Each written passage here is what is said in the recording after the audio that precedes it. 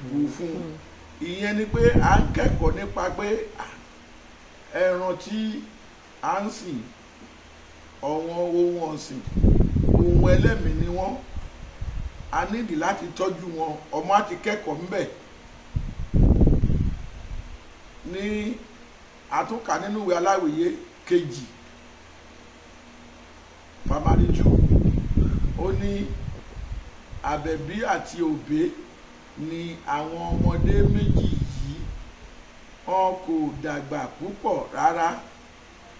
Àbẹ̀bí wé gèlè, òbé dé fìlà. Obìnrin ni àbẹ̀bí, ọkùnrin ni òbé. Ní ọjọ́ kan wọ́n ń jẹun ní ọ̀dẹ̀dẹ̀, ọ̀bọ kékeré kan sáré wá. Àbẹ̀bí bu ọbẹ̀ díẹ̀, òbé sì bu ẹ̀bà díẹ̀. Wọ́n ń bọ, wọn kò mọ̀ pé ọ̀bọ ọba ni. Láìpẹ́ wọ́n bá ránṣẹ́ pé àwọn ọmọdé méjì yìí, ó sì fún wọn ní ẹ̀bùn owó púpọ̀. Ṣé mo pé àgbékalẹ̀ Yorùbá yẹn àti sísọ ẹ̀ nígbà tá a bá kà ní àkọ́sórí tán, amẹ́nì kan síta kó wá kà fún wa nínú ìwé. Tíṣà wa ṣẹ̀ṣẹ̀ máa wá sọ ìtumọ̀ ìyọrísí àti tọ́jú ohun ọ̀sìn alábàgbélé tàbí láàrin ìlú tó dé ọ̀dọ̀ ẹ tó tọ́jú.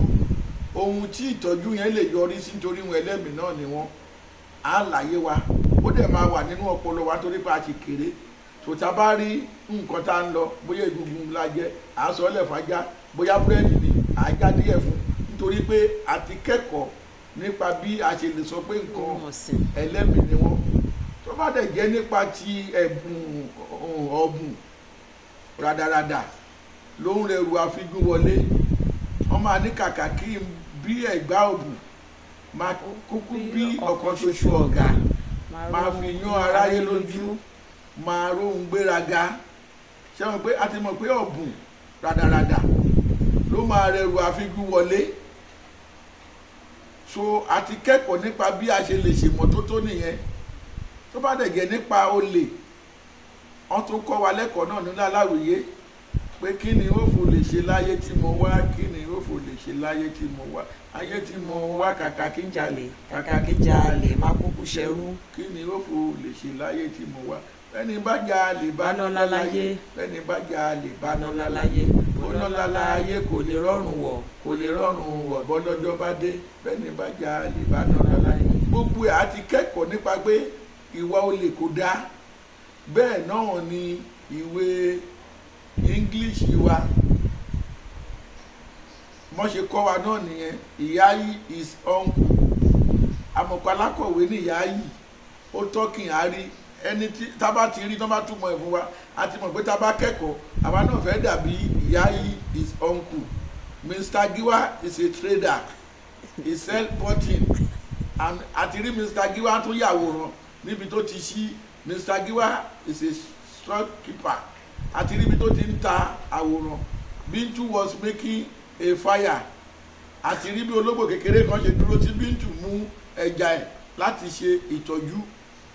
Ní ìsìn kò sí yẹn mọ́. Àwa ní kí àwọn ọmọ wa kan gbọ́ràn. Ṣé tọ́mọ bá máa gbọ́ràn, ṣé ìyá náà fún ara ẹ̀ náà kò ní gbọ́ràn? Òbí wo ló gbọ́ràn ní ìsìn? Sọ́kọ lẹ́nu, kí lọ́kọ máa ṣe? Ẹ jẹ́ kí a sọ bá ṣe ń sọ yìí, ọmọ tó ní àǹfààní láti gbọ́, ọmọ tí òye tí gbogbo ohun tá à ń sọ yìí kò yé wọn, wọ́n lè máa ní ṣe bí ará oko ni wọ́n, ayé ti darí ọ̀làjú. Kò sọ́mọ mi obìnrin tàbí kinní tó máa kúnlẹ̀